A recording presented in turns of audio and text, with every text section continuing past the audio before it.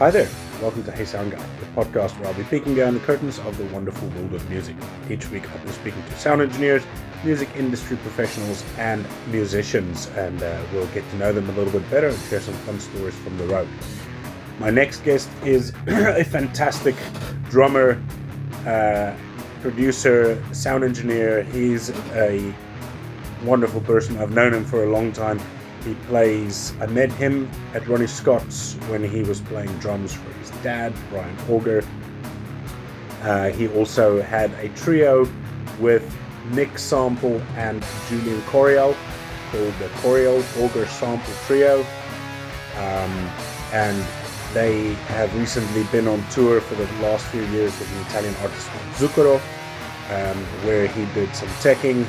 He's recently gotten into immersive sound, or ATMOS, if you will, mixing music and a graphic novel in 3D, if you will, or in immersive sound. Set up a studio in his house. Unfortunately, as it goes with technology, sometimes we have some hiccups. I pressed record and the video recorded about a second and then it stopped, and I didn't realize. We had a lovely conversation. I always also videoed separately my face, but since I don't have any video of both of us, this is going to be an audio only podcast. I do apologize to my guest and everybody else. Hopefully the content is good enough for you to have a good time with this anyway. Please welcome my good friend Karma Auger. What's happening, Tians, my main man? How you doing, man? Yeah. I'm doing so well, bro. I'm so glad to see you. It's been far too long. It has been too long. How long has it been? About 5 years now. Something crazy like that, yeah. Yeah, something insane. Crazy. Well, I think since your dad started playing more with Zucchero and things like that, you guys have been doing the big gigs, not coming to modest little Ronnies anymore. Oh, we love Ronnie's, and actually I've been trying to get us in there a whole bunch, but the schedule just hasn't worked. Right. But it's been a busy since 2016. Things got like really crazy busy, and but super fun. Yeah, man. Just doing other stuff, and that's been amazing. Zucchero was kind of the beginning of it all. So basically what happened is Zucchero's manager, Stuart Young, who's a great guy, is a friend of Dad's and was a friend of Keith Emerson's, and that was when Keith had just passed away, and so Stuart and Brian started talking a whole bunch, and kind of reconnected, and then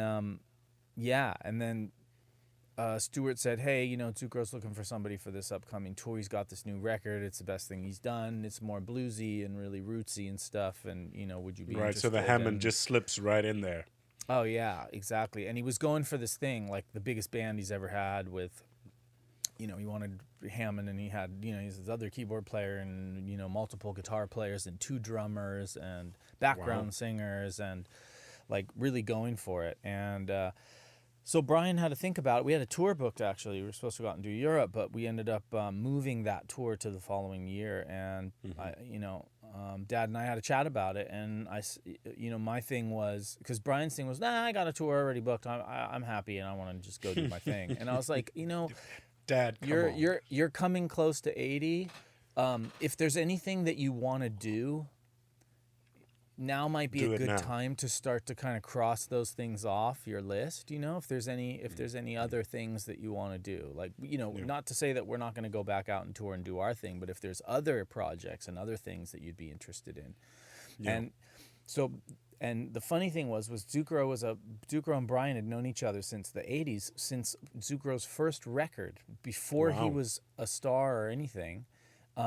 Brian was living in Milano at the time and was doing a bunch of European stuff. He was playing with a percussion player named Tony Esposito, and he was doing stuff with Pino Daniele, a bunch of jam sessions, and just working on a bunch of Italian projects at the time, and was doing a bunch of like Rai TV stuff, and Zucchero found out that Brian was in Milano and he was doing his record, and he said, you know, he reached out through some people, and is there any way that Brian would come and play on my record? And so Brian was like, yeah, I'll come play on your record.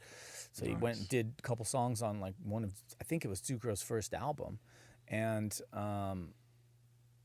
Zucchero was a big fan of the Julie Driscoll era, Brian Auger stuff, and going all the way back to the beginning. So yeah, they were friends, and then they've known each other ever since. And then recently, you know, Zucchero was out here doing tracks for that record and had Brian play on a few things. And then one thing led to another, and he was like, yeah, you know, I've always wanted Brian to come and do a tour. So Brian ended up saying, yes, let me go do this tour. I think this would be super fun.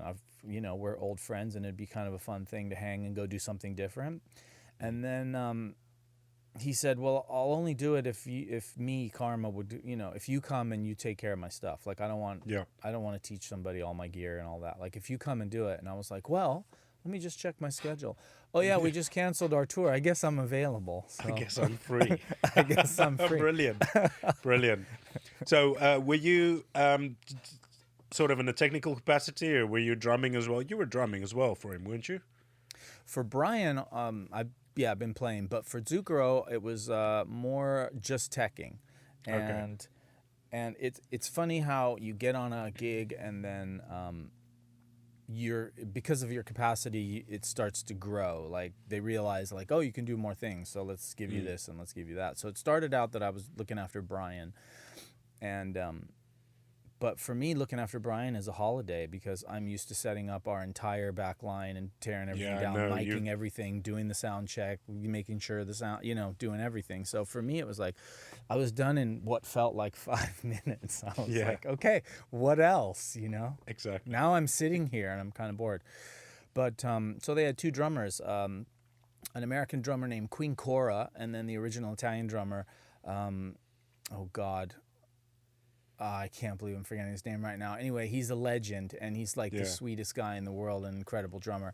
And so they asked, the drum tech asked me, would do you want to help me with the drum, one of the drummers. So I said, yeah, of course, I'll take Queen Cora's kit. And her kit was like this 360-degree electronics on one side, a bunch of acoustic stuff, 2 big gong drums up in the air, one on each side, like a mega kit, like 3 kits in one kind of kit, you know, with a full rack and the whole deal. Yeah.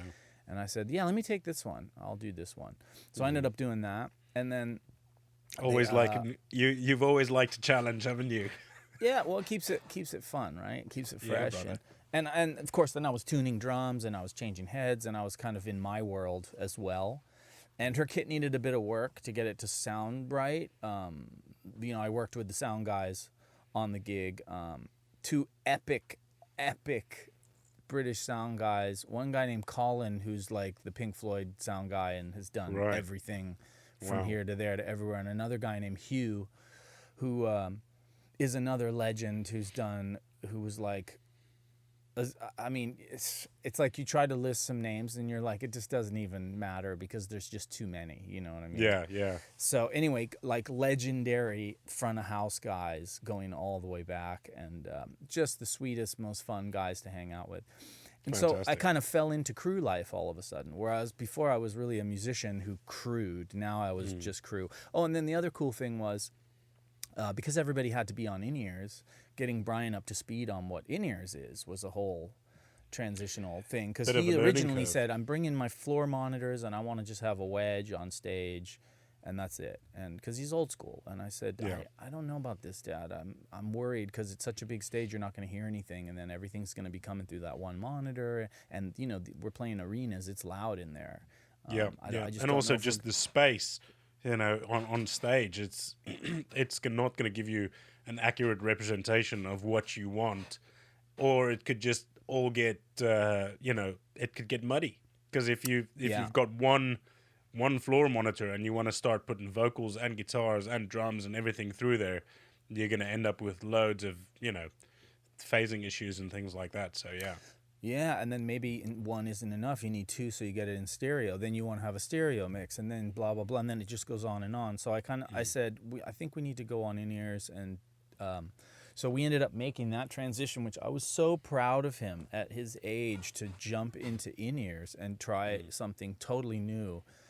where, I mean, that's a big ask, I think, of anyone who hasn't done it before. I mean, your and dad's such a legend, man. He's such a hero. He's so cool, and just like I remember the times when I've been fortunate enough to work with him and with you, and Dad's just cool, man. He's he gets on with it, and I've been having this discussion with my colleagues and everybody that the people normally that they know their business. They're the ones that are the easiest to deal with, because they're like, fine, whatever, let's do it. Right. Let's crack on with it. Yeah, usually they have like a list of 3 things that they need, and as long as you hit those 3 things, they're completely happy and Coke, super hookers, and relaxed. Yeah, it's like Brian's thing is like, I just need like my organ loud enough so that, like, a little too loud so that I have dynamic in the pedal. So I'll handle the dynamic. I'll bring it down and do everything I need with the pedal, the expression pedal. I need my reverb, and it has to be right. It has to be the reverb I like. It can't be some, not subpar reverb. And then the balance of my, he always plays with like a piano up top, and so he comps with his left hand on the piano, and that's kind of his thing, and then the organ below. And I just need that balance to be right so I have expression. And then once I get that pretty much right, and then he wants, he's a kick, snare, and hat guy. He's like, just give me kick, snare, and hat. I just need that. Yeah. Just need something to. And then he's to absolutely take the time happy and just a child playing in the sandbox. Just having a great time. Yeah, it's great, man. I mean, just watching him perform has always been a pleasure, and even yourself, you're so comfortable behind the drums. You just like. It's always a pleasure to see you guys play, and to have you, whether it was with you playing with Dad or with playing with the Coryell Auger Coryell Auger Sample Trio, which you you did for a while, and that was fantastic. I loved seeing the trio, and you guys were very good. So yeah, it's always a pleasure to watch you guys do your thing, and also to work with you, because you're just so laid back and easy to work with, hardworking people. Thanks, man. Well, we've always connected with you too in that same way. It's like you're also one of those guys who you don't get stumped, and you don't get freaked out, and there's no big trip, and it was just always like, hey brother, what's happening? All right, cool. Like, we're all on the same team. Yeah, let's make this happen. All right, great. And then okay, let's set up some mics and cable some stuff, okay, and all the technical details, everything works, and great, it sounds great. All right, let's sit down and have a beer and, connect and hang out, and work is work, and fun is fun, and it all kind of blends into everything. Yeah, right? man. So, yeah. Good stuff. It's great, yeah. How I normally start this thing, Karma, is if you can introduce yourself. Everybody knows you're Karma Auger, but if you can just tell us a little bit about what you do and how you came to do what it is that you do. Sure, absolutely. Hi, everybody. My name is Karma Auger, and I am a musician. I am a sound man. I am a technician. And so, in a nutshell, I grew up in music. Ever since I can remember, my earliest memories are of live music being played in my house. My father's name is Brian Auger. He's a Hammond organ player, and I grew up in London, where I was born. And then when I was 5, we moved to the United States. My dad moved the family over to the States, where we grew up and kind of moved around here for some years, and then we bounced back and forth between Europe and the States. And music has kind of been the thread that was always in my life. One of my earliest memories is of my father teaching me how to thread a 1/4-inch reel-to-reel machine. I was about 2, I think. And my mom always used to tell the story of, I guess Dad had brought some masters home from the studio and then had gone back to work, but the masters were at the house, and a couple guys from the record company showed up to hear the song, and my mom was like, oh, I don't know, Brian's not here. And they were like, well, we came over from the company to hear something, so she went and got me, and I was like 2.5, and I grabbed the reel-to-reel and put it on and threaded the tape through and wound it around the other one, and then turned on the whole stereo system and turned up the volume and cranked it up, and they were kind of dumbfounded, like, who is this 2.5-year-old? Whiz what kid. is he doing? So Yeah. my Can we earliest sign you memory- now? Yeah, so early engineering 101 from 2 years Fantastic. old on. And basically, I've spent my life just involved in music in some way or another. I play drums and I tour a lot. And for the last 30 years, since I was about 18, 19, that's what I've been doing. I just turned 50, which is very exciting. And I have a new endeavor, which is my latest thing. I've partnered with a very good friend, an amazing engineer, an LA guy, like a legend from the LA studio scene, the old school scene, like Yeah. 25 years ago.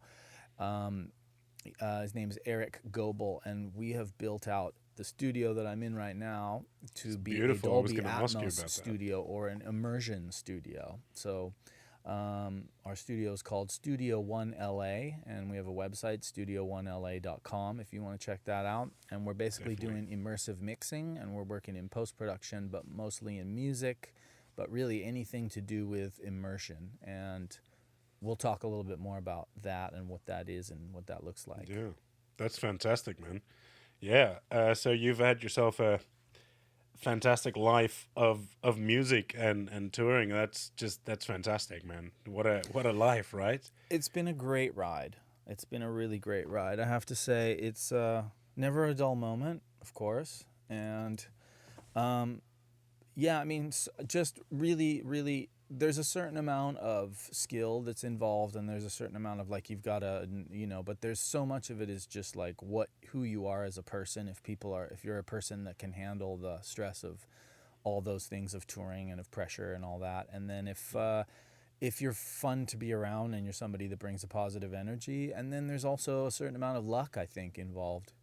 Of just getting connected with the right people and just, hey, like a spot opens and you get pulled in and it seems to flow like that. Yeah, 100%. I mean, it's kind of 50-50 in that sense where, yeah, you got to be at the right place at the right time, but you also have to be the right kind of person, Absolutely. Skills can be acquired and they can be taught and they can be perfected, but the right attitude is not something that you can teach well, I suppose you can teach somebody the right attitude, but it's more work. If somebody comes in and they've got the right attitude and the willingness to learn, and sometimes the problem I've kind of seen with sort of younger engineers, especially, I'm just going to sort of refer back to my line, is where there's a hint of arrogance and non-willingness to put their head down and listen to somebody explain something where they're like, oh, I know everything. So, it's definitely, yes, it's got to do with being in the right place at the right time, but it's got a lot to do with attitude as well. And I mean, you've always had a great attitude ever since I've known you. It's 12 years now I know you. So, At least, yeah. At least. yeah. Well, I've been at Ronnie since 2008. Yeah, I totally agree with you. I think the problem that I think people don't understand why the value of attitude and personality is so important is because, yes, you can teach it, but people on the other end of attitude, on the wrong end, let's say, of attitude, don't understand how exhausting that is to be around. And that's kind of exactly the thing, is like when you're stuck on a tour bus for 2 years with 14 people, and all the only space that you have is your bunk. That's your own personal space, and the rest of the time you guys are like literally piled on top of each other like a basket of kittens is how we refer to it. Yep. Which is what it really feels like. Man, if somebody's a pain in the ass and is arrogant and a nightmare, oh my God, that's hard. That is so hard. It's like the hardest thing. It's much worse than if somebody's really, really cool and they don't necessarily know the gig all the way. Everybody will help you if you're cool. Everybody will pitch in to get you up to speed and to make sure that the show is a success, because that's what we do, right? We have a deadline. We know it when 8 o'clock happens. It doesn't matter if the venue was on fire. We're having a show at 8 o'clock today. I don't care if the power was out, what happened, if the computer exploded, if whatever it is, there will be a show at 8 o'clock. Not 8:05, but 8 o'clock tonight. And we all know that, and we all deal with that pressure. So everybody, I think, is always happy to pitch in and make whatever needs to happen, as long as you're learning and growing. But yeah, as you said, the attitude is like the number one key factor. Yeah. Yeah, no, it's definitely. It's funny you should say about the. This is one of my favorite stories, and still gives me goosebumps just thinking about it. We were doing foreplay at Ronnie's, and obviously, you know, all four of them big names in their own right. But it's an electronic band, you know, keyboards, electric guitar. The only thing that's acoustic really is the drums, right? Okay. And electric bass. I think we had like 3 keyboards set up. And 5 minutes as I was walking into the back dressing room to give them the 5 minutes heads up, the whole of Frith Street, the power went out. There was somebody drilled through a cable because so the whole of the street went down. It wasn't just us or a breaker or anything, and you know, and the whole club is dark, and the only lights that you could see are the candles that are on the tables. Wow. And the staff were freaking out, and everybody, I was like, guys, just chill, calm down. Let's just go grab a bag full of these candles, right? Put 2 or 3 candles on each table, and then get me 2 tables either side of the stage and fill those up with candles, right? So we've got a bit of light. And I spoke to the guys, and they're like, okay, we understand. You've got an acoustic bass in the venue? Yes, we do. Right, so the bassist jumped on that. The keyboard player jumped on the piano. Guitarist had a hollow body electric guitar, so you could hear it, and everybody downplayed. And these guys came on, and they did, you know, I think they were playing for something like half an hour or 40 minutes before the power came back on. And they did that whole thing where, you know, quite rightly, they could have said, sorry, we're an electronic band without electricity. We can't really do our thing. But they were just so professional that they just went in there and they're like, right, let's do it. Let's make some music. And just the feeling in the club, it was dead quiet. Nobody said a word, and everybody was just sucked into this thing that they were a part of. It was just fantastic. Yeah, how magic is that? I mean, who would have expected to get a magical acoustic pre-show or show from this band known as an electronic band? What a great thing. And I mean, those are the things that the audience just goes, oh my God, you missed it. You won't believe what happened. This happened and that happened, and then the power went out, and then they came on and played acoustically, and then the power came back on, and they took 5 minutes to quickly put it all back, and then the next thing you know, they were jamming full speed. I love stuff like that because sometimes the most magical things can happen from these moments of uncertainty where you don't really know what's going to happen. We actually had a funny story like that where you know, Brian plays a Hammond organ, which is obviously electronic, and you know, a mixer and through monitors, and it's all powered and everything.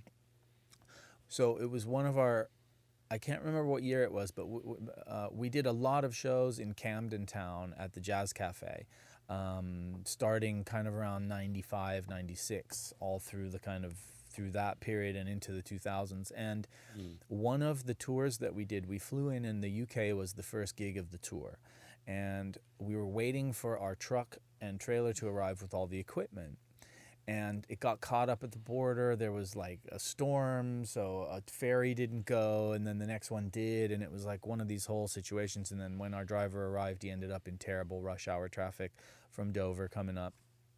And so I remember the Jazz Cafe was full. The stage was dark, and there was not one piece of gear on stage. And we were supposed to go on at 8:30, and this is at like 5 after 8 or something like that. I go downstairs in the club just to kind of get a read on what's going on. And the vibe was so weird because there was not one piece of gear on the stage, and all the stage lights were turned off, and everyone was just really kind of quiet. And it was like, it was like that kind of vibe. Like, what is going on here? So I quickly checked in with the sound guy, and I said, what do you have in the house? And he goes, well, we've got drums, and we've got like the bass player flew his bass out and the guitar player had flown his guitar out, so we had that. And he said, I've got like a little, Roland whatever guitar amp, jazz guitar amp, and we've got a little bass amp that we can plug in, and we've got a piano and we have a drum set. So I ran upstairs and I go, cool, Dad, the gear's not going to make it. How about we just do an acoustic first set? And of course, Dad was like, yeah, great. It's like back to the roots, we'll do like a piano set. And I'm like, okay, awesome. So I run downstairs. Okay, let's go for it. All of a sudden, gear is getting thrown on stage. The lights on stage come on. All this gear gets thrown up. The piano gets uncovered and put up.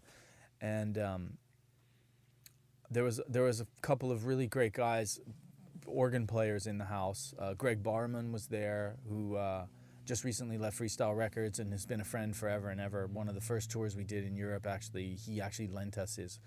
We played at the Phoenix Festival with Matt Dayton and Neil Corcoran from Mother Earth, and he lent us his organ for that.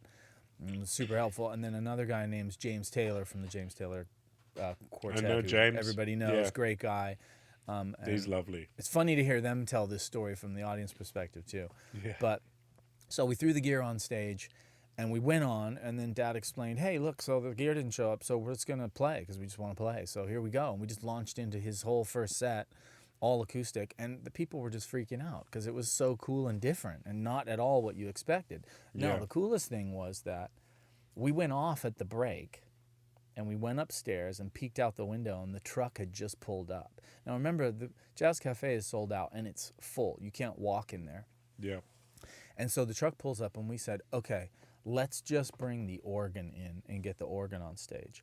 The whole audience helped us push the organ in, lift it onto the stage, and get all the gear in that we needed and get set up. And when we walked on for the second set, the energy in the room was so electric because everybody was a part of it. They all helped, right? So it's different if you just see it. It's another thing if you're actually involved and you help and you're part of the story, right?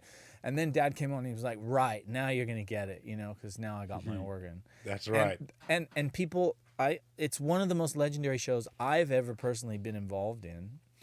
And it's the people that I talked to who were there are still like, no, you don't understand. Like, when I left and I told people, you don't understand what you missed. This was something special. This was different. So yeah, those crazy situations can be just the wildest, coolest situations. Yeah, exactly. And, I remember you came over, you and Nick Sample came over and had dinner with us quite a few years back, and we were having this conversation about, when everything's going right and everything's just sort of like going as planned, we're just sort of on idle mode. We're just like, nah. And when the shit really hits the fan, that's when we kind of like start the motors up and we're like, okay, let's get involved here and make this work. And that's one of the things about you that I've always admired is, you just get stuck in and get it done and make it work. And just do what you got to do to make this work and get everybody involved. So, I want to, commend you on that. Oh, thanks, man. I always have been fascinated as a show goer.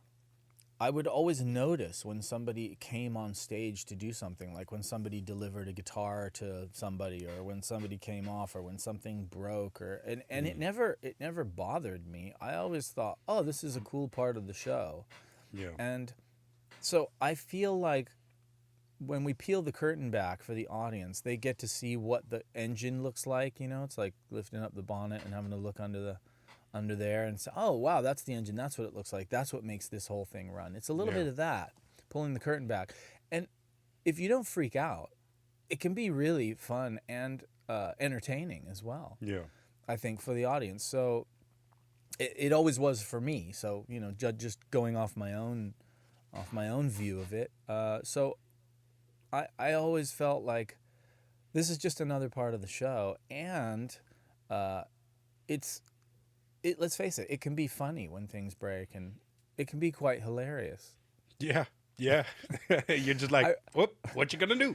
I remember this one time, my dad he was working with this company that gave him this pair of speakers to use for a tour, and This is probably like late 90s, right? So old technology. We were using a big power amp and then a pair of just straight up Passive floor speakers. wedges, right? Now these floor wedges, inside of them, they had, instead of having like a fusible link, they had a little tiny light bulb, like a light bulb for inside of a car. One of those ones with the light inside. So when you push them a little too far, you would see inside the port, the base port, you'd see like this light flashing inside of the monitor, like it was coming on, and it was, you know, relieving some of the pressure, or whatever you want to call it, the pressure cooker, some of the steam. Anyway, we went on one night, and Dad was hammering and going for it, and had everything turned up to 11, as you do, and I remember the lights were on in his monitors, and we were playing just the first song of the set, and he was really going for it, and he ripped this crazy intense solo. And near the end of the solo, right when we kind of break down and finish, and then we come back into the groove, I smelled something burning, and I was like, what is that smell? And I started to look around, and he had lit these speakers on fire. He literally Brilliant. put these speakers up in smoke, and Brilliant. we had to stop playing really quick, and luckily there was like a stage door that led directly outside, right to the Just side. chuck and those out on the street. Literally just unplugged the speaker and dragged it right across the back of the stage and straight outside. That gives a new meaning to a solo that's on fire, right? Incendiary solo. Now, the only thing that was funnier than that was the sound guy's face when I said, do you have a pair of floor wedges we could borrow? After seeing Dad light up a pair on fire, he really wasn't too keen on loaning us a pair of speakers. Oh, I bet. It's like, yeah, no, I see what you guys do to these things. Brilliant. Yeah. So That's luckily fantastic. we didn't blow anything else up that night. That was it. But we did get a pair of monitors, and the show went on. So that was good. Yeah, great. Well, the show's got to go on, right? It's just how it is. Yeah. Yeah, that's brilliant. Yeah. Setting the speakers on fire. God damn, that's great, man. So, I take it you've all been home for a little while, and tell me a little bit about your studio and maybe some projects or some that you're working on that you're allowed to talk about. Yeah, sure. Yeah, so this has been the next great love of my life, is building out this studio. So basically, what we're doing is we're doing immersive sound. So you know what immersive sound is, and I'm sure all the listeners do.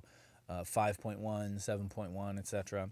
So what used to be called surround, the new term is immersive. And to add to that, there's more immersive formats. And one of the immersive formats, the one that we work in specifically, is called Dolby Atmos. This has been around for maybe 4 or 5 years. They started doing Dolby Atmos for movies and things like that. But they're really just starting to build out cinemas in Dolby Atmos more recently. Yeah. There was only like really a handful of them. But now there's a big cinema brand here called Cinemark that has put together a whole chain of these Dolby Atmos cinemas, where you can go see movies in Atmos, which is great. Now on the music side, so what is Dolby Atmos? Let's start there. Dolby Atmos is a 360-degree immersive sound. That's the concept of it. It can be as small as 12 speakers, or you can blow it up to nearly 65 speakers for a big cinema. And what it is, it's all the speakers that go around you, but there's also speakers on the ceiling. Yep. And so the mixing has changed. It's no longer track-based mixing, it's object-based mixing. So imagine you got take 127 a sound, like, let's say the tracks. bass, and the bass becomes like a tennis ball. And you can place this tennis ball anywhere inside of this 360-degree space. You can lift it up. You can sit it in the middle of the room. So theoretically, I could put the bass right behind your head, and I can make that sound bigger, and I can make it smaller or more direct. So it's not, big mono, or, just a very direct sound. And you can do that with all the instruments. So there's a whole lot of amazing, exciting possibilities that happen with that in mixing music. And that's been, being music people, myself and Eric, that's kind of our focus. But we're also working on a really, really great graphic comic and that's just been amazing, developing sound effects and Foley and all that stuff in a 3D space. Like a bird flies past and it really flies past, things like that. Like it's so exciting and fun to work in all this stuff. So that's been very exciting. So my studio is 7.1.4. That's the size of the room that we have and the speakers that we could fit in here, which basically means we have 3 across the front in front of me. We have our 2 side speakers and 2 rear speakers, which is our 7. Then we have our sub, which is our 0.1. And then I have 4 speakers on the ceiling, which is our 0.4. I have 2 in front of me and 2 behind me, just right there. Yeah. And so you can really pick things up and fly things over. You can bring things from the front to the back. You can bring things over from side to side. You can crisscross the room. It's really endless possibilities. And the great thing about Dolby Atmos is it's scalable. So whatever I mix in here, when you bring it to a room with more speakers that's a bigger room, it only becomes, let's say, not really more precise, but it translates to that space. Yeah. And this is really all the Dolby software that's doing this. They've built it so that you can mix in 714 and you can go to a cinema with 60 speakers and it flies around the room exactly the same. Basically exactly the same. Yeah. Yeah. And it's so cool because we've actually done a bunch of mixes and then brought them to other rooms, which are difficult to find at the moment, but other studios. We've kind of met people through the Dolby Atmos community and said, hey, come to our room and we want to come to your room and play a couple mixes and check stuff out. And it really does work and translate, and it's so fun. Yeah, it's great, man. I got a little taste of that when I was, I went and worked for a year in a studio for a gentleman called Ray Gillen. And he's the... I think he's the international dubbing supervisor for Warner Brothers. He's a hyper polyglot, speaks 18 languages, and yeah, he's been in the business, I think 25 years. He helped with the development of the Atmos and stuff like that. Wow. Yeah, it was a really good experience, and I enjoyed it very much. I mean, when I was there, I did mostly, sort of editing, putting the, making up the sessions, because as you know, a film comes in, it doesn't come in one large block. It's reels of 15 to 20 minutes long. And so you've got 7 or 8 or 9 reels, and then you build the character. So I used to set up the sessions and create sessions, for the international regions to then go and dub their native language on top. Right. And yeah, it was great. A lot of working with the script and following a film through. I got to see all the movies before they came out. In fact, I got to see them so many times that I was sick of it by the time they come out, because you got to go through a 2-hour movie. And you got to create a new track for each character, and cut the pieces out and make sure that every guy's got his own track and they've got their own placement and things like that. And I've been involved in. There's a really good studio. It just slipped my mind. Deluxe. Here, it's about a 5-minute bike ride from my house, where we do most of our the mixing. Once we get the recorded elements back from the international regions, then we'd, not myself, I wasn't quite allowed so much, but I was in there and I was helping because I set up the session, so I knew sort of more about the layout and things. And I was involved in that, where the guys are, mixing the films in, and it's such a cool experience, and it really does bring a film to life, doesn't it? If you can have all these elements. And with music, I can imagine it's just the same thing. I haven't had the opportunity to do any kind of mixing in Atmos or surround, if you will. But yeah, it's such a cool thing, and technology's really helped us move forward in such a great and creative and positive way. It's it's a magic to be part of that. It's really cool. And the things I would say right away about Atmos is, first of all, I'm such a fan of it. I'm such a fan of mixing in it, but also of hearing music in it. So the way this all came about for me was I got home and I said, my kids are 14 and almost 13 now, and in 4 or 5 years they're off to college, and I've basically been touring and traveling. And the last big thing I did was Steven Wilson, which was so fun. It was 14 months, and I ran all the backtracks and all the time code and everything that basically ran all lights and sound and the whole shebang. And then I was also the drum tech. I was the keyboard tech for Steven and the keyboard tech for the main keyboard player. So everything on Risers belonged to me and was my domain. Plus I ran all the computers and took care of all that stuff on the tour. And it was a super fun thing. Now, the coolest thing about that tour was, or one of the coolest things about that tour was that we did that tour in surround. So we had rear speakers in every room. We bring in our PA, and the audio guys had set it up in the back. Ian Bond, by the way, just want to give a shout out to him. Incredible sound engineer, fantastic guy, and super, super smart. And he has a PA company out of the UK. He's just a great guy.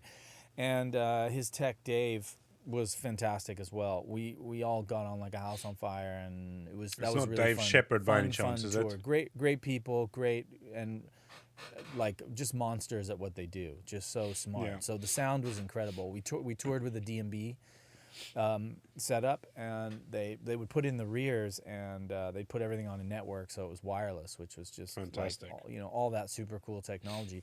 But we'd test the rears every day. So he would ask me, can you run the tracks with that, that one part of the track where the rears come in and stuff. So we'd play a piece of the song, and he'd walk around the whole venue to make sure that the rears were doing what they're supposed to do and everything sounded right. So to do a tour was my first tour I've ever done in surround, which was fantastic. Super cool. So I just done like 14 months of that, got home, and my wife and I talked about it, and I said, I don't know that I want to be away like this. At least not for the near future. Like, the boys are going to be gone soon, and then then I've missed the time, So I said, I'm going to try to figure out how to be in town more.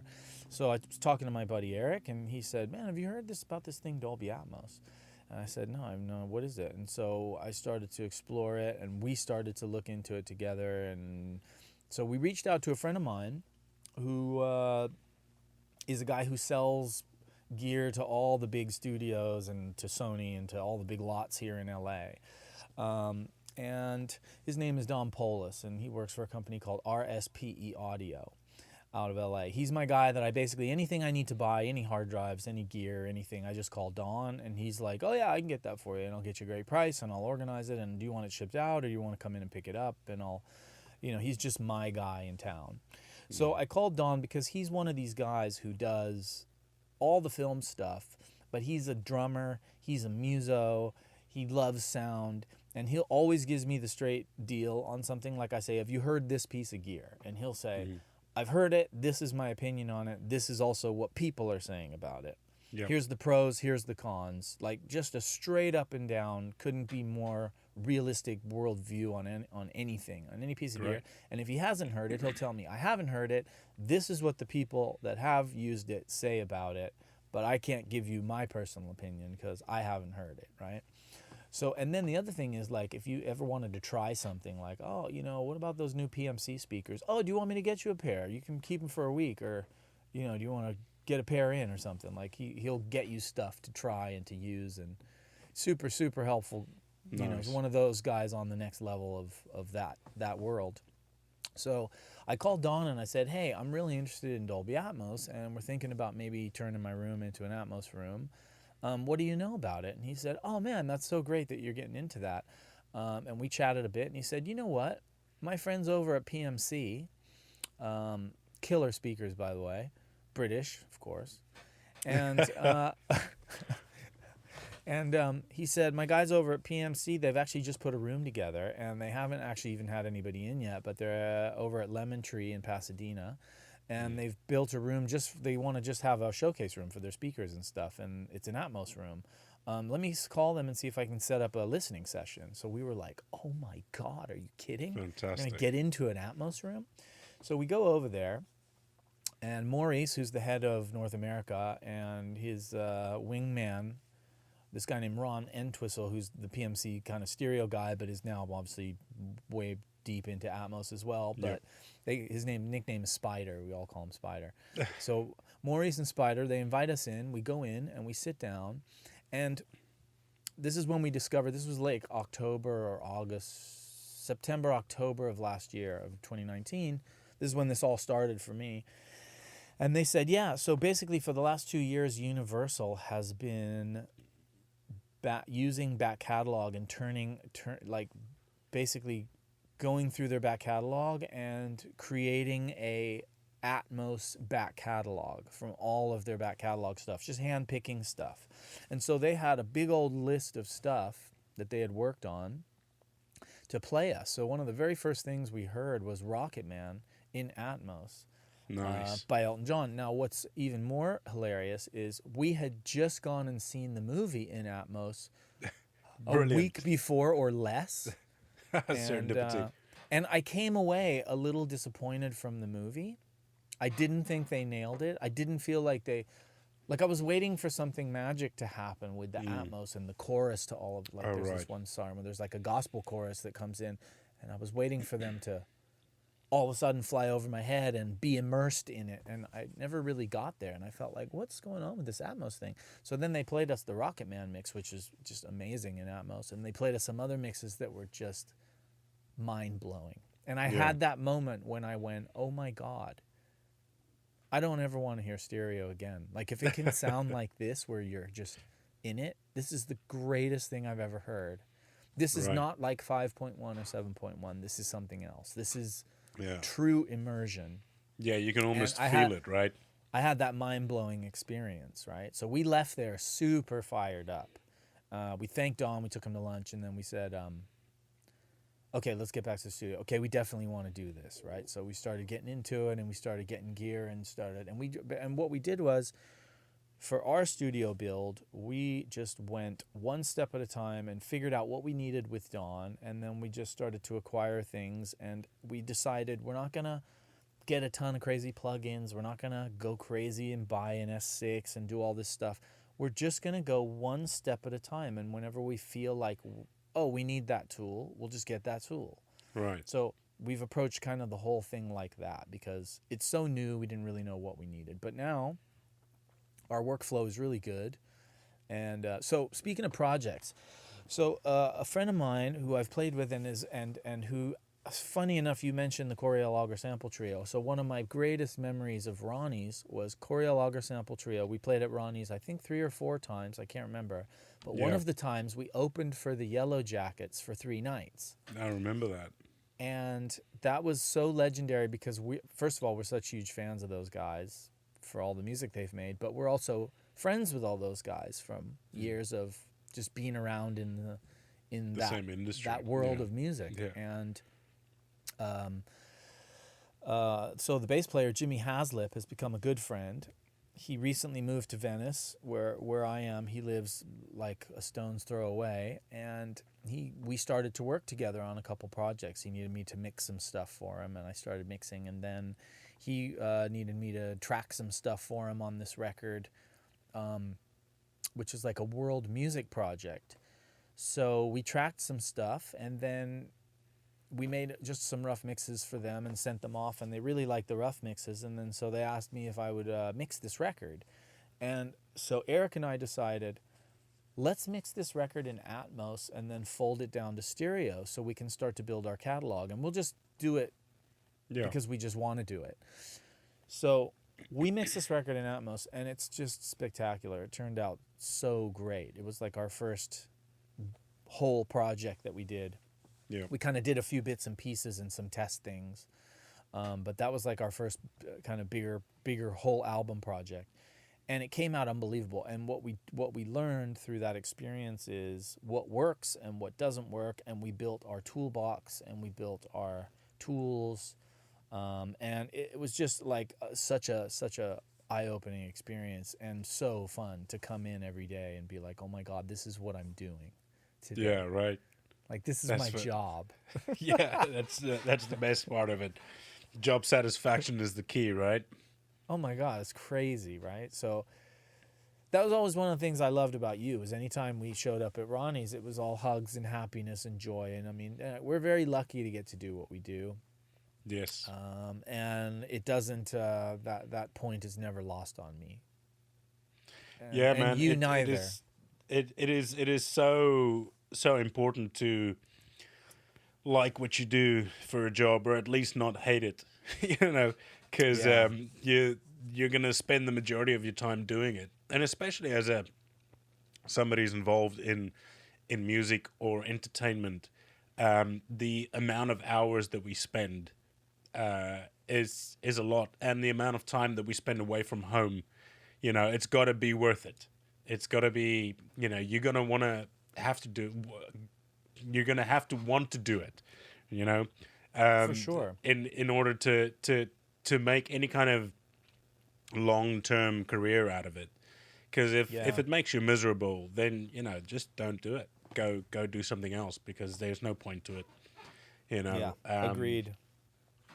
It's it's so, and as what you're doing now is, it's a different avenue of the same thing, but it's again, it's a new and exciting thing, and you're getting stuck in. And I love that about you. You just like fully get stuck in, like you did with with Zucchero, taking on the drum teching after having helped Dad out and all that. It's just you gotta bring passion and love to your work, because otherwise there's just no point. You're gonna be miserable, and apart from that, you're gonna make everybody else miserable. So there's no point to really keep on doing that. It's definitely, it's gotta be for the love as well. For sure. And I think when you love what you do, being busy is a good thing. And I think that's a big part. Like for me, I've never been a person that can sit and watch people work. That's, first of all, it's boring. Yeah. And I don't, I feel like I've always looked at everything as just a team. It's teams, right? So if the team succeeds, we all succeed. And so the quicker that the team can succeed, and the kind of lighter that many hands make light work. So as long as you're doing your 100%. part, whatever that part is, then we all get to the point faster. I mean, everybody wants to, at the end of a long 18-hour day, everybody wants to everyone wants to have a shower, brush your teeth, and get on the bus and have a sandwich and a beer and go pass out, while you roll to the next place. And I think, so the idea is let's all make this happen the quickest possible way. Yeah, I think, and one of the things that I always found very important is, like you said, it's a team effort. And when you're done doing your thing, why not go and help somebody else who's not quite there yet, and building people up,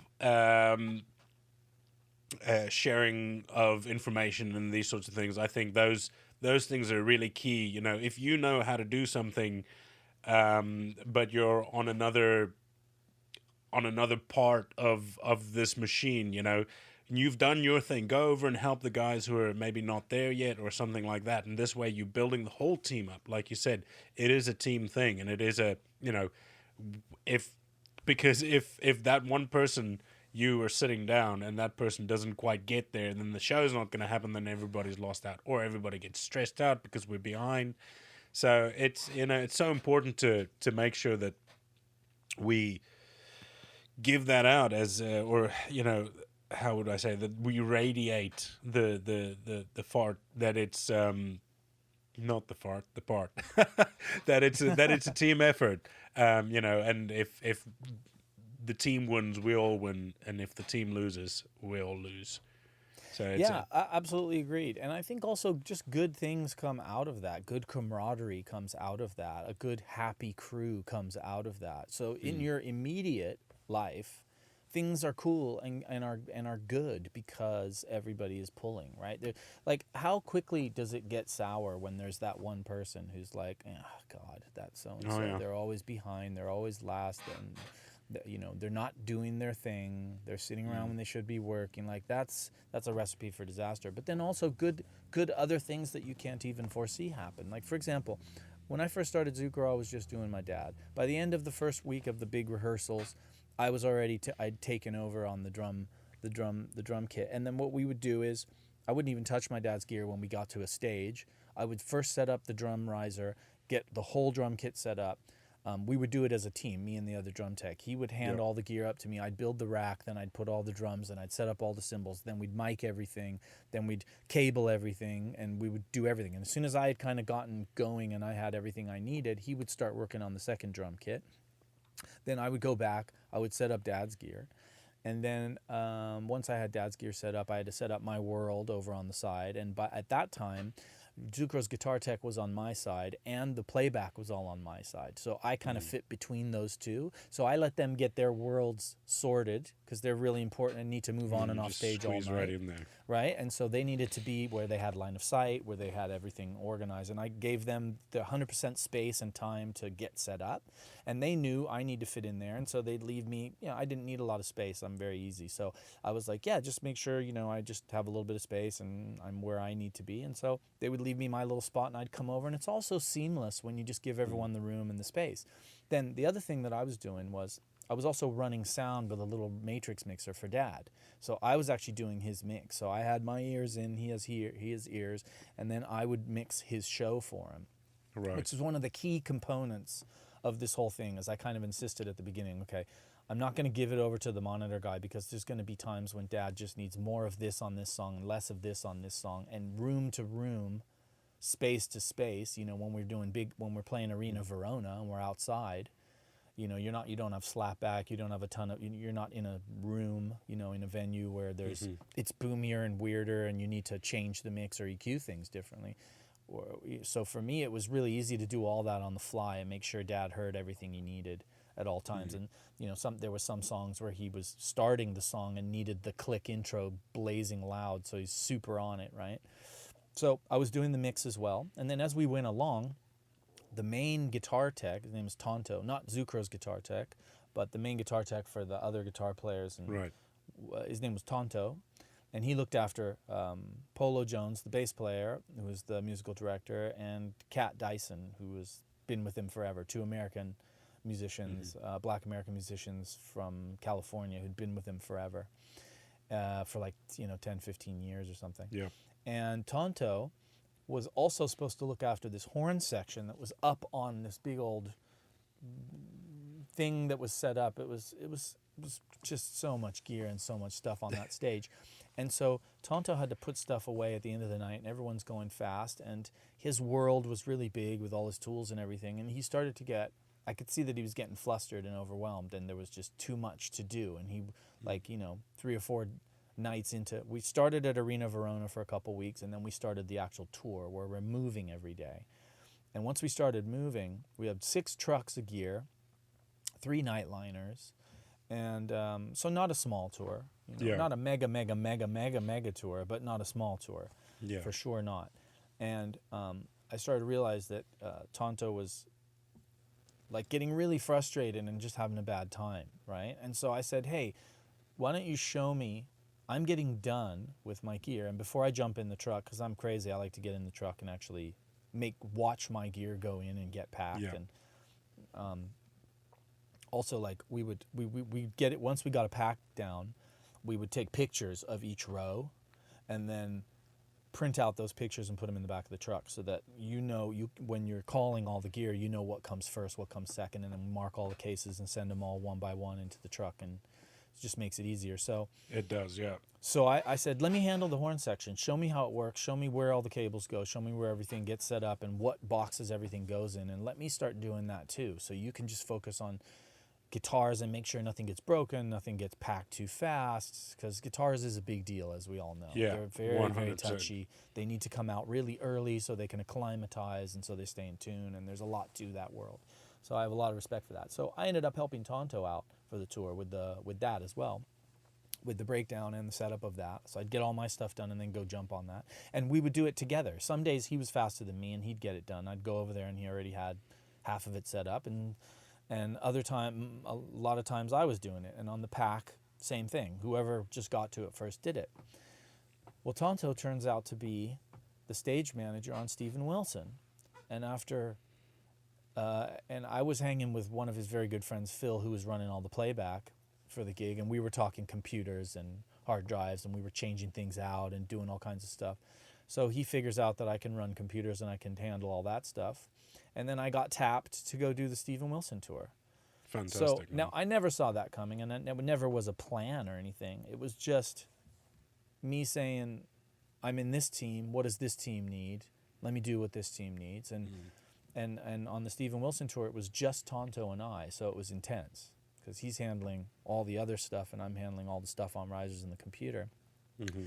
And where we really got tested was in the summer festivals, where we had to get set up behind on rolling risers, be on, and everything has to be switched on and running in 15 minutes or whatever.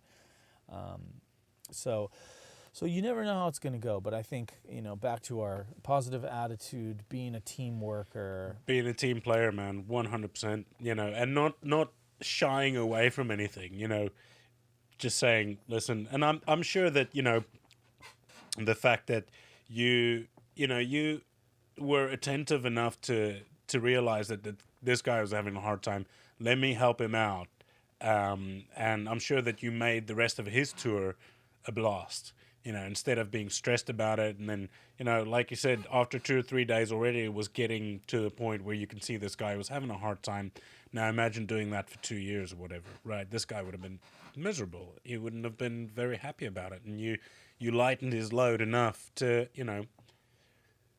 open doors for you in a new tour. So, it's coming back again to attitude. And, it's one thing that we've been repeating over and over. It's about your attitude and the can-do attitude, and being there, and just being attentive to your fellow man.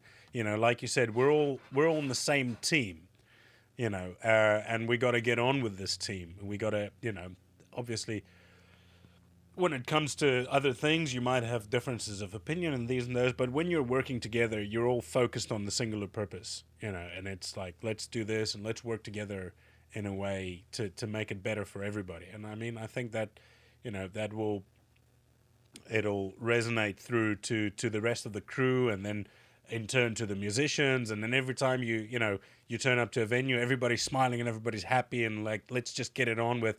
And then that's going to also bring into the venue stuff, and they're going to be like, oh, these guys are awesome. Like I said, every single time I've worked with you and with your dad and Nick and Julian, Coryell, you guys, you've always had such a great vibe and a great attitude. And yeah, there's a lot of work to do, and fuck it, let's do it. Let's get stuck in. There's no reason not to, and make it a great gig. So that's it's one of the most important things, I think.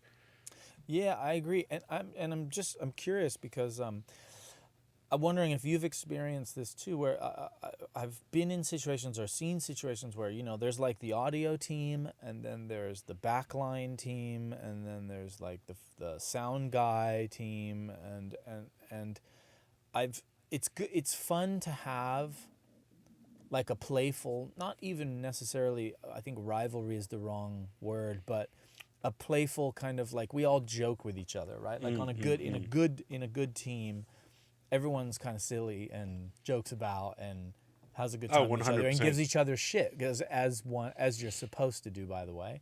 If you're not getting shit, then somebody doesn't love you. That's kind of that's right. My view on it. If somebody's not taking the piss out of me, then I'm not doing this right. Yeah, or they don't have the confidence to approach you in this kind of way, which is again, it's about building the relationships, and not having a thin skin, being there and being in the moment, like you said, being playful and giving each other shit, and it's got to be done really, and you have to have the team to a point where everybody's comfortable enough with each other. to have this sort of attitude, and I think it's very important. I do see that, only thing I can sort of bring that back to is, some of the venues where I work, and yes, we have that attitude there, and it's great. Like at Ronnie's, it's like a family.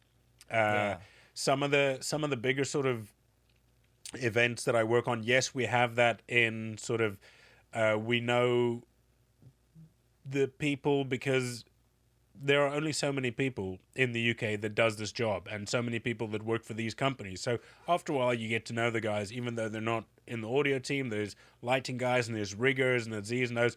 So like, when we do gigs at the Royal Albert Hall, for instance, we know those, the Royal Albert Hall crew, and we know the lighting crew, and all these sorts of things. And we give each other shit, and it's like you said, it's not a rivalry, but it's just sort of like, hey, what's happening? You guys are slow. What's happening? We're already going for lunch, that sort of thing. And it's we got to keep it light, man. There's no point in being too serious about this thing, which then again brings it back to the attitude. When you get these guys, there was one thing that it's always stuck with me, and it's probably never going to leave me if it hasn't left me now. Is when I used to play rugby, I was captain quite a bit, and my old man, he's a great coach, and I had the fortune that he was my rugby coach for about 4 years, and one of the things he always told me is, if you walk up for the coin toss, and you see the other captain, and this guy's frothing at the mouth, and he's like, looks like a fucking beast. Like, you're like, man, we're going to run over these guys today. It's going to be piss easy. But if you get a guy come up, and he's cool and confident, and he shakes your hand, and he smiles at you like, fuck, we're going to have a hard time today. And I translate that back to basically everything in life. If somebody comes up and they've got this tense attitude, and they're super serious, and you're like, oh, I'm not confident in this person's abilities or whatever.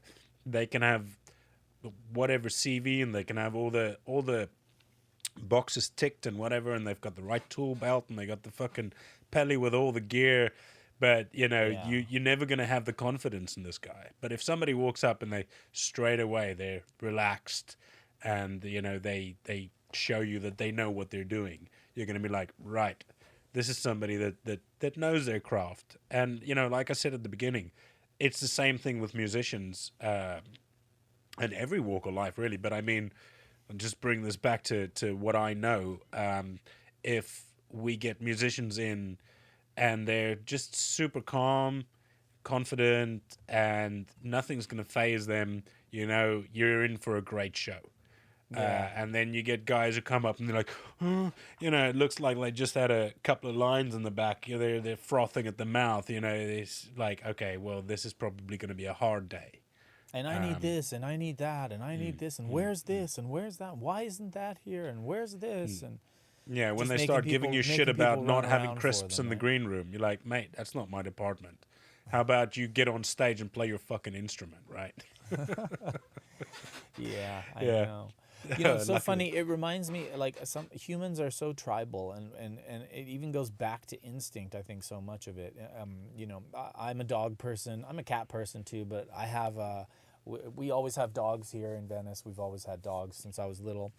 And my current dog I rescued from a pound in San Pedro, and he's a half pit bull, or a Staffordshire, and half Labrador. He's all black, and he's an absolute sweetheart, because we just love him to death, and so he's just so loved, and he's so calm and so peaceful, and he's what I would call a middle pack dog. He's not vying for the alpha position ever, but if any dog in the park comes up and tries to get into it with him, he'll sort it out really fast, right? Because he's not going to take any shit. He's not trying to be the king, but don't mess with me, right? Because I actually am at the top of the food chain, and it's always the little dogs, the yappiest, most craziest dogs, which always get crazy. And it's like, it's the same thing as what you're saying, which is absolutely, it's that crazy guy that's like, I need to, everything's wrong, and why is everything wrong? What is going on? It's like, bro, calm yourself. just a second. What are you here to do? You're here to play the bass guitar in a concert tonight, right? Everything else, let's not worry about that now. Yeah, it's funny when we end up taking the brunt of it quite a lot as sound engineers. I think it's just because we're sort of like a first point of contact. Because as soon as the musicians arrive, we'll have been there already. We'll have started setting things up, and we build a rapport with them, and then sometimes artist liaisons wouldn't show up until later, or a manager wouldn't be there, so they don't have that same kind of confidence or rapport, if you will. So a lot of the times we do end up taking the brunt of it. I don't think it's a personal thing. I don't take it personally anymore. I mean, I've grown a thick skin. Not that I was ever too much thin-skinned, but I've grown a thick skin in my time doing this, where you just got to have to realize that everybody's got a day that they're not doing well for whichever reason it is. And it's not that they probably don't mean it personally either. It's just Absolutely. you were there. Absolutely. There's two things I want to add to this. The first one is musicians, real artists, are quirky. That's how they got into it in the first place. So there's already my mom always told me this in Italian, and it was her mom, my grandma, my dearest grandma in the whole world, my Sardinian grandmother, yes, who said, "Se non son pazzi, non li vogliamo," which in English means if they're not crazy, we don't want them. Yeah. Life is supposed to be spicy, and it's supposed to be fun, and it's supposed to, it's clunky and weird, and it's all of those things. And as long as you can see the comedy and the hilariousness of all of it, then you're fine. Yeah. And most times, artists typically are a little bit kind of wired that way anyway, I feel. So there's that part of it. But then the second part of it is, I really feel like everybody's allowed to have a bad day. And if you have the right people around you, a bad day with a little bit of support and help can turn into a bad 5 minutes. Yeah. Or a bad 10 minutes. And then you're back and you're good again. I certainly have had that. There's days when I got up and everything hurts, and you have to go in and you have to haul a ton of gear, and it's going to be 9 hours before you see the band, and you're just on stage hauling, moving, setting up risers, getting risers in place, carpeting, hoovering, cleaning, computers, cables, drum set, keyboard rig. Oh, why isn't this working? Oh my God, I got to reinstall the operating system. Oh my God. Okay, of course today, right? Et cetera, et cetera, et cetera, et cetera, all those things. And where you're just like, what the hell? And then maybe like you speak to your wife and she's upset about something, and so you're like, yes, I understand, or whatever. And now you've taken that on too, and who knows what's going on? Nobody knows what everybody's dealing with. Maybe somebody's sick at home, or who knows, Yeah, exactly. Maybe you're just homesick. You just want to hang out with your kids today, and you can't. You don't have time, and all of those. So I think, like you, I make a lot of space for whatever, and good attitude, not just when things are going well, but especially when things aren't going well, or when somebody just needs somebody to just say, man, this is really hard right now, and just, you're right. Yeah, I totally agree. It is hard. Yeah. It's hard when you're having a good day, let alone when you're having a bad day. So exactly. And,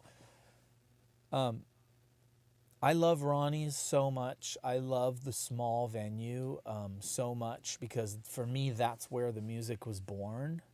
And so there's something so great about that. Of course, it's fun to play giant places and arenas and all that, and summer festivals, and be outside. I love being outside under the stars. Oh, yeah. Those are like my two favorite things. Small venues and being outside under the stars. I don't think it gets a whole lot better than that.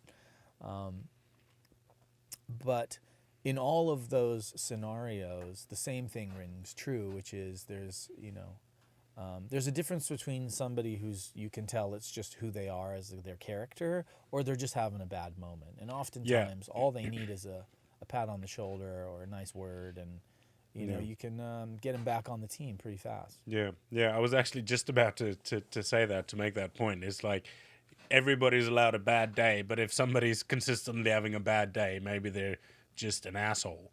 You know, it happens. And I mean, I've had both, where I've encountered people not just on different days, but over the years, and they've consistently been assholes. So I've been led to believe that they're actually assholes. And you speak to other people about them and you're like, yeah, okay, so we are of the same opinion. But then, I've had really bad experiences with really awesome people who've just had a bad day. Yeah. And that happens as well. But then when you realize it was just a bad day and you put on that thick skin and you're like, okay, this isn't personal. So maybe they just had a bad day, and I'm sure I'm probably guilty of that as well. I don't think that I'm, I try and bring a good positive attitude every time I go to work.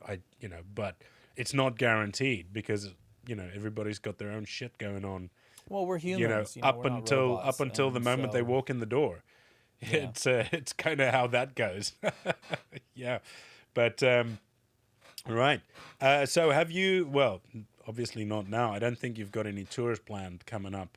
Everything's been postponed due to Corona. Well, the crazy thing was, as soon as I personally decided, the universe really likes to mess with me. I don't know if you have the same experience, but well, it's because you like a challenge, Karma. That's why the universe really likes to check to make sure that I'm actually being serious. So, of course, I decided in late last year, I got home and I started to build out the studio and really get serious and say, okay, I'm really doubling down and I just want to be home and I want to get off tour for a while and just not do anything long anymore and And then, of course, I got offered like 5 tours. So, and all Brilliant. teching though, no playing gigs, just Okay. teching gigs. Right. And I didn't want to be on a tour bus just teching. See, I'm this weird hybrid where because I play and because I tour as a musician and I'm a tech. And a sound guy and all the other stuff, it's weird. It's different. So for me, I'm just not. I jumped into a lot of these things thinking, let me make some relationships, and it'll be fun to be out with some just different musicians, and they'll know that they all know that I'm a musician as well. But I'm out here doing this gig and teching, but at least I'm just meeting other people and getting into different circles. Mm-hmm. And then what ends up happening is if you're a really good tech, People that are is going to want you so as a tech. valuable in this business. It's just like they're hard to find, like really, with good like all the things that we've been talking about today, who really elevate the project and bring the best positive energy every day and do the best job possible every day and all those things. And so it's you end up just, Becoming that guy. being in really high demand is what I realized. Yeah. I'm in much higher demand as a tech sound guy, computer runner or whatever, than I have been as a musician. But I my passion is more on the musical side if I'm going to be on tour. So I just decided no. Of course, as I said, I was just deciding to stay home, and I think the universe was just testing me. Like, do you really want to stay home? Are you sure? Are you really There's sure? a carrot. Here's a carrot. Here's a carrot. Yeah, but what Well, I that's realized great, was that, man. to build any new business takes time and you have to build a reputation. And the only way to do that is to actually be home and to actually build a catalog of ATMOS mixes and stuff that we're doing here and get our website built. And, things have actually been moving along. We had a Pro Sound News did an article on the studio, a little feature on us, and that was super Nice. cool. And we've had a ton of people, different engineers and different people in the industry come through and listen to mixes and stuff that we've done and watch our graphic novel in ATMOS and get super excited about it and see the kind of work that we're putting out and how we're kind of breaking the barriers of things. And, there's all these rules, like dialogue is always in the middle and everything else comes from the side. And what we're doing with ATMOS is we're breaking all those rules. If you walk in from the left, Your voice starts trailing the voice in from the comes left. from over there and the voice Yeah. comes from over there. And if somebody's yelling from behind you, that's what happens. Somebody They yells should be from behind you, yeah. And it's so fun and exciting. That's what I love most about it. That's been the big turn on, is just how creative you can be in ATMOS. Oh, it's beautiful, man. It is so great. What is the the graphic comic? Are you involved in the creation of it, or are you just doing the mixing for it? Do you get everything, like you get stems through and you get the image through and you work it out like that, or are you involved in the creation of it as well? So the way this one went is my partner Eric started this when we were still in stereo, and he got asked. So the band is called Dead by Midnight. It's a couple of British guys who live here in the States, Gareth and Byron. They're great guys, and they had this really cool idea for this graphic comic, which is basically these two rock and roll musicians who are like stars, but who are like James Bonds who time travel, and they work with a guy who has all these gadgets, and they move from time period to time period into the future, and they're playing shows, and they're covers. So like an upgraded version of Bill and Ted. But way cooler, right? Yeah. And it's done in a graphic comic style, which is really fun. Nice. So Eric got the project, and he did the first 2 episodes in stereo. They're about 7 to 10 minutes each, these episodes. And they're looking to place this at the moment. So we're looking at the next 2 versions of the comic. Episode 3 and 4 what we're going to be working on. What we were going to be working on this year, and what we still are hopefully going to be working on this year. But what we've done is we've gone back and remixed. But Eric did these in stereo, but he recorded all the voiceover, created all the Foley, created all the sound design, and did everything. So we've been really heavily involved on that end of things, which is so fun. That's also another cool part of the creative process, is to actually get to create these to work in that. So, and another thing that we did on this one, which is really interesting.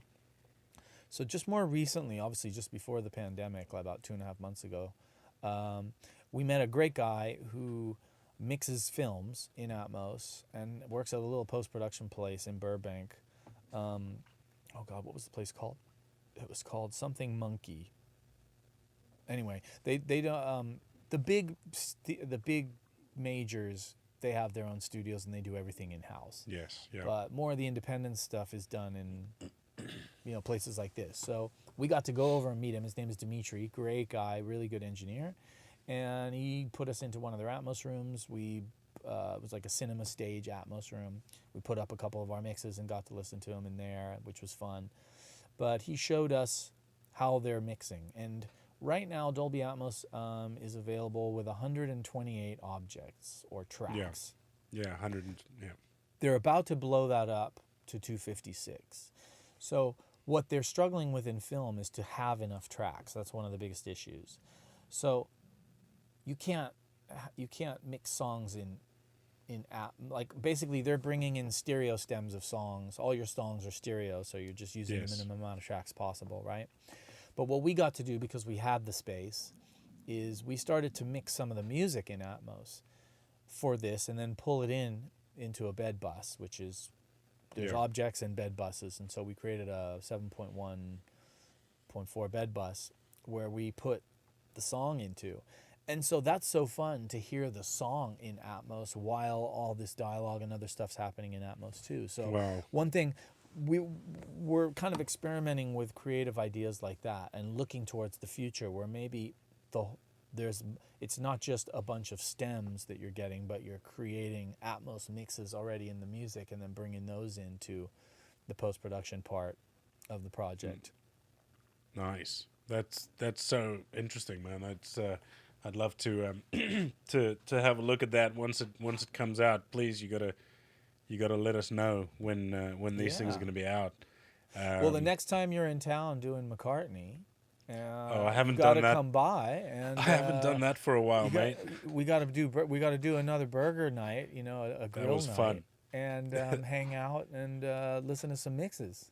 Yeah, man, that was super fun. I really enjoyed that tour. Yeah, I haven't done James McCartney since end of 2012, beginning of 2013, really. That kind of dissolved a little bit after the tour that we had.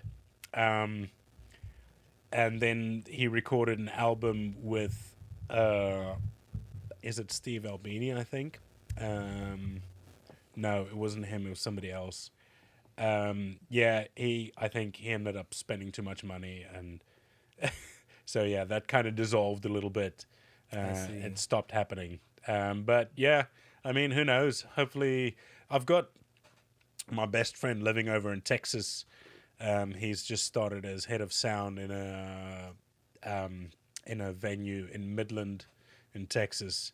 So I've been considering going over there and saying howdy, and then maybe I'll take a drive down to Venice and come and say howdy over there again.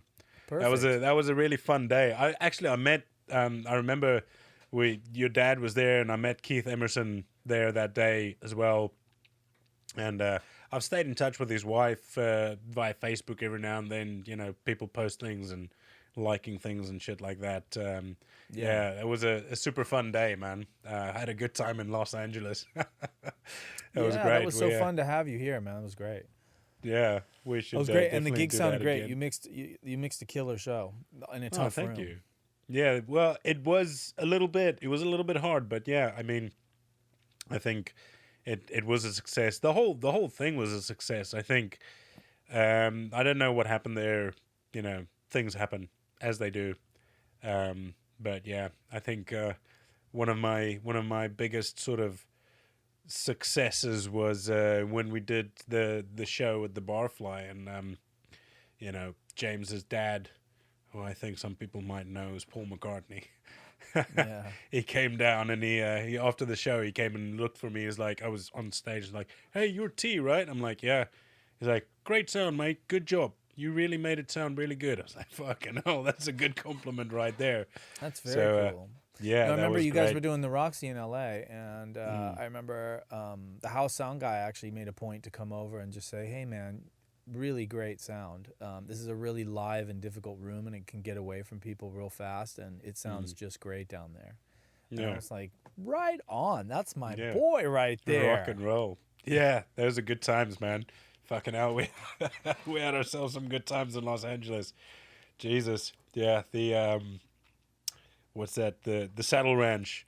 We went in there for a few drinks, and as we were walking in, we had Ron Jeremy coming out with two girls on each arm, and the guitarist. He's like, "Fucking hell, that's Ron Jeremy!" And he runs up. He's like, "Ron Jeremy, how you doing?" Shake his hand. He's like, "Oh fuck, I probably shouldn't have done that."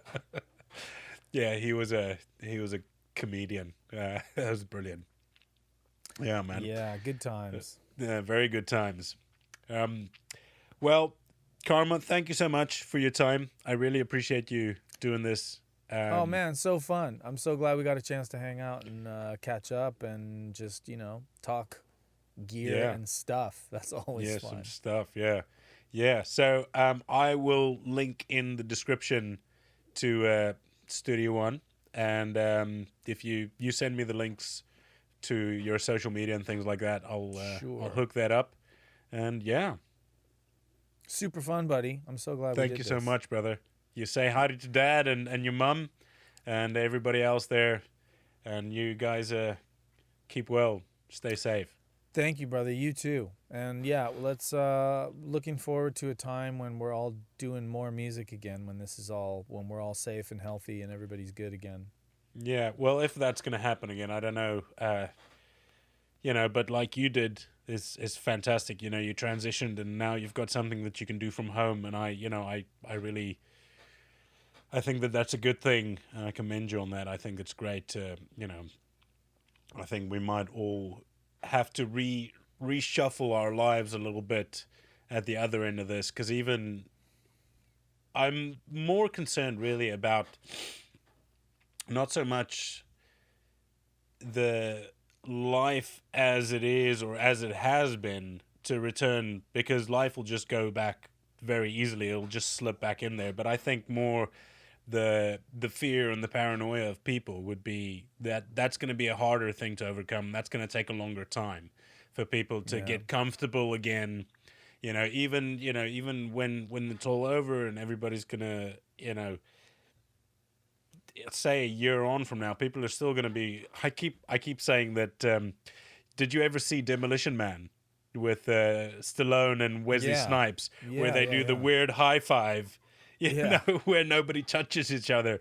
Yeah. I've been saying from the beginning it's probably going to end up like that, but let's hope not, because I'm the person, I like giving my friends a hug and saying howdy, so let's hope that's where we're going to head back in that direction pretty soon. Yeah, for sure. I think things will settle down once there's a vaccine and once everybody is, the herd immunity thing has kicked in and, we're past this. I just worry that, my concerns are that, number one, right from the beginning, I heard a really smart hedge fund guy talk about it, and he just said, look, I do numbers. That's what I do. And I'm really good at it. I make billions of dollars for people and myself, and I'm in charge of a lot of money. And this is why I'm in charge of a lot of money, because I'm good at numbers, and I've run these numbers. And the way I look at it is, first of all, my father, he's talking for himself, is in his 80s, and he's not expendable, and he can't get this because then he's dead, and I can't have that. That's totally out of the question, period, end of story. So giving that, we can't let people just die and we go forward. So having said that, how do we deal with this? Well, there's no industry that can handle 18 months to 2 years of being out of business. Hotel businesses is the airline business, things like that. Like, these businesses cannot handle that. They won't survive it. Chains won't survive it. But if the whole world takes 2 months off right now, all debt is forgiven, and we just make sure that everybody has enough money to eat and survive and live, and we just keep the essential stuff open, in 2 months' time, this virus will be dead. It'll be gone because it can't travel itself. We travel it, right? Yep. So if the world takes 2 months off, we can totally knock this thing out, and then we can come back strong. And maybe we have to do this 1 or 2 more times next year. Who knows? But for now, we could do this, and every industry could survive. If we don't all do it together as the human race, planet Earth, this is going to go on for 2 years, and it's going to be an absolute disaster, and things aren't going to go back together the way they were. Yeah. And of course, that's exactly what we're doing, is Plan B, and it's not the best plan. But here in the States, we're seeing some states are locking down, other states aren't locking down. People are out in the streets protesting, with no masks on, and then getting sick, and then our, hospital system's getting overwhelmed because there's too many people getting sick too fast. Like New York, we've seen. In the States, we have now more people dead that died in the Vietnam War. I mean, that's just insanity. That's crazy. And we're talking about a war that was 10 years long, and this has happened in 2 months. Yeah. It's crazy. So, people keep questioning, there's a lot of ideas about, is it a hoax? Is it who started it? I've never, on this, I love conspiracy as much as my, the next guy for sure. But with this one, I feel like, regardless of where it comes from, the response is the same we're in response. It now. Yeah, like the response has to be what the response needs to be, and we can't really worry about. Let's get to that in a minute. Let's get to where it came from. Was it a lab? Was it a bat? What did somebody eat something they shouldn't eat? I don't know. But before we figure that out, let's not reopen those places first of all, right? And let's take a 2-month furlough where everybody just gets everything covered, and let's knock this thing out completely, and then let's working our way backwards to what it is and why and all the rest of it. Because what I know is the other thing that concerns me is that because this virus has already mutated 3 or 4 times, and what worries me is the same idea that we have a flu shot with last year's flu that we get. It doesn't help you with this year's flu because the flu is modified and is doing something else. That's my concern about this idea that we're going to have a vaccine. I mean, the only good news is that they're rushing it through as fast as they can to try to figure it out. So maybe by the time they do, everything is still, the function of the virus is still enough the still same relevant. That they can knock it out and kind of give everybody some sort of herd immunity. But so we'll see. I'm also I'm not an anti-vaxxer by any means. Here in the state, in California, there's a law that you have to vaccinate your kids and you have to put them on a specific schedule of vaccination. I don't necessarily agree with that. I don't agree with being told what the schedule is and how to do it, because I have my own reasons and my own thoughts on that. But vaccines have helped us through history, and they have worked, and they do work, and so there's that. But there's obviously more to it. Than it's not quite that simple nowadays, and so, but I think they have to develop a vaccine. And they have to try to cure this thing in whatever way, shape, or form that they can, so that we can all get back to life, to music, to work. And what I worry about is, as far as our work, is like the smaller music venues, that all the costs of running a venue don't change. You still have to have your wait staff, and you still have to have your kitchen staff, and you still have to have your sound people, and you still have to have the electricity on, and you still have to do all those things. But then if we're going to social distance when we come back, and so you're only going to fill every other seat because everybody has to be however many feet apart, right? Yeah. The smaller venues are the ones that are going to get really hit hard. And so I worry about the club scene and the smaller venue scene where all this music comes out of. I mean, are we only going to end up with a Live Nation and giant venues, or, one giant conglomerate that runs everything? And I just hope not, because I think variety is the spice of life, and I love going and seeing everybody and everything around the world. And I just hope that we can survive. And then also like the movies, the cinemas and stuff, like how does that look for them? Yeah. Well, I mean, this is just me thinking out loud, wondering how this is all going to look afterwards. I personally think, like some of the things they've done in Denmark, where they do like a drive-in style concerts where, they beam it out to FM radio, everybody sits in their car and they enjoy the gig. I think a lot of maybe live streaming would definitely be an avenue that needs to be explored, because the last gig I did at Ronnie's was a trio. Ashley Henry, really good pianist, young guy, and the reception of that was incredible. I think it's like 87,000 people watched that gig. That's so cool. It's incredible, isn't it? So I think that's definitely, and looking at, social media and the way that people are handling it, musicians, how they're handling it is by, compiling videos together and these sorts of things. People are doing more things online. But I do, if we're pushed to keep within social isolation within these, I mean, a club like Ronnie's has got 225 seats. You reduce that by 2/3, that's going to give you like what, 72 people in there, right? But like you said, waiting staff still need to be paid. The kitchen staff, the sound engineers, everybody, managers need to be there. Musicians need to be paid. But I think if we can maybe move towards a hybridization of, attendees and also ticketed. Oh, I don't know about ticketed like live stream. Live stream ticketed, yeah. Yeah, I mean, I don't know if that's maybe a way of doing it. I wouldn't mind watching a gig in my freaking pajamas, and somebody that I would have loved to see live. You don't get the full vibe of being there, but it's better than nothing. I think, music and art is so important in our lives. I mean, that was one of the first thing that brought us together is fucking Homo sapiens sapiens. And, even the Neanderthals, like beating a drum, sitting around the campfire, telling stories. Yeah. And, music, rhythms and things like that. It's in us, and it's part of our it's in our blood. It's who we are as a species. It's one of the things that sets us apart. So it's really important to not let those things go by the wayside, to focus on everything else that's super important. But we gotta, bring it back to the arts and music and things like that. I think it's so important. So hopefully we can all find a way forward.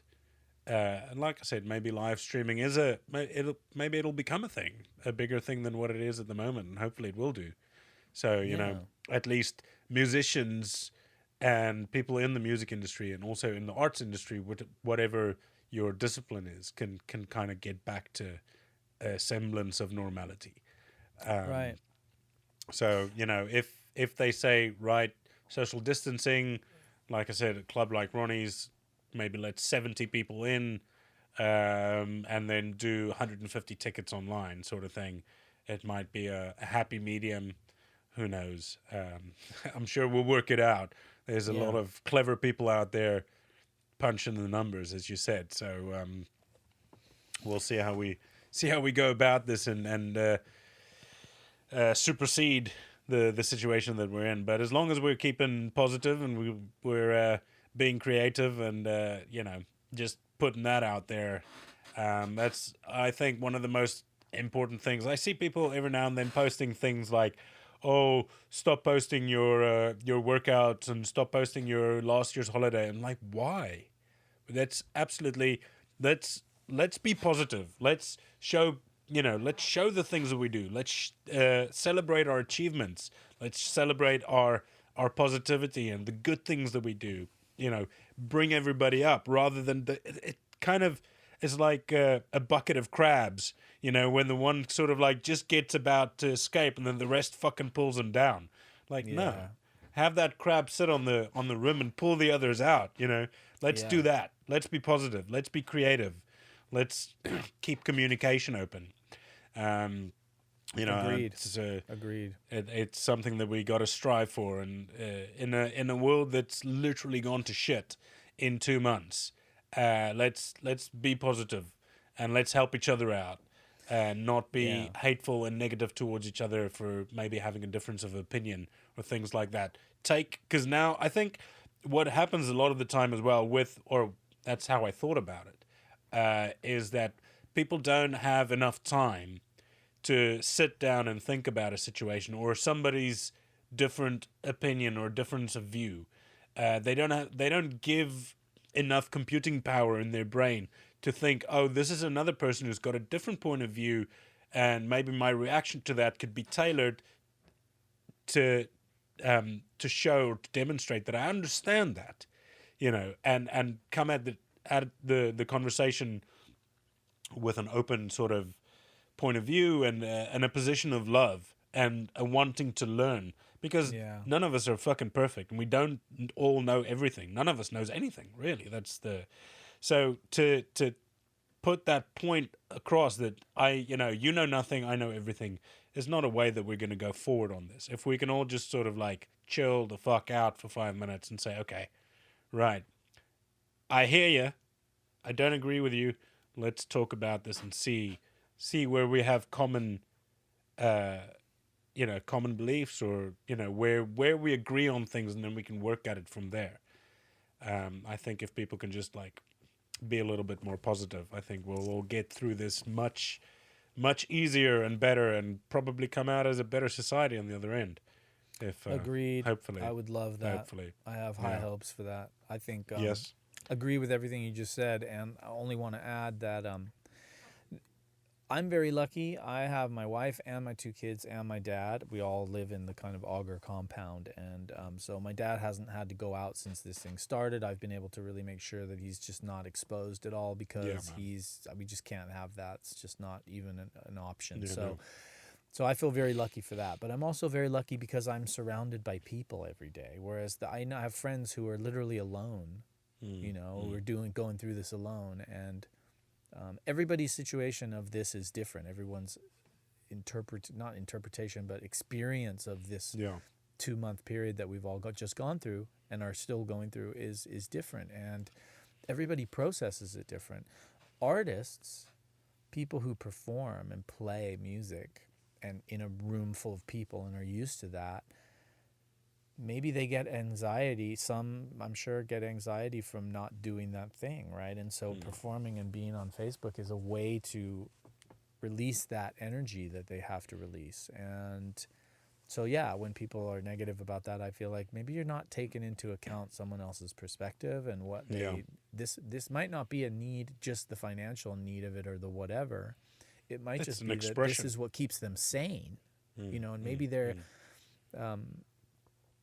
maybe they're alone in their house and this is their connection, and this is what they have at the moment. And so just try to remember that we're all dealing with this differently, and just the idea, like what you said, which is just having a bit more compassion for other people, and the fact that we're all having a human different experience through this period. And really it's if we can parlay that into all the time, we're all having a different experience all the time. And so like if you're in line somewhere and somebody's fidgety and weird and whatever, instead of just automatically saying, oh, fucking idiot, what's this guy doing or whatever, you can just be like, man, this guy's having a moment, you know, maybe. Yeah, exactly. Just having a moment. Maybe I'll just crack a joke.